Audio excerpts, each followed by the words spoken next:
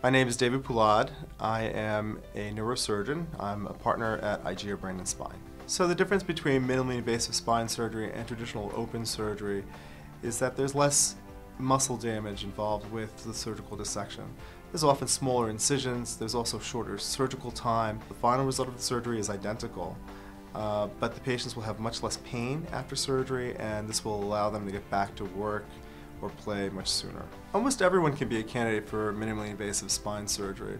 It really just depends on how extensive the pathology is and if the surgeon feels that they can approach all the problem areas. You know, it would be uncommon for a patient not to be a candidate for a minimally invasive procedure these days. There's no age limit, there's no health limit. You know, minimally invasive spine surgery is just a safer way to perform surgery. The recovery time for minimally invasive spine surgery is often significantly reduced compared to open surgery. If we're doing a minimally invasive lumbar fusion or minimally invasive microdiscectomy, all of these patients will be up and walking the same day. Often within a couple of days, they'll be perfectly independent. Patients should come to IGEA Brain and Spine for minimally invasive spine surgery because we are leaders in the field in this technology. These are procedures that we perform almost every single day on almost all of our patients.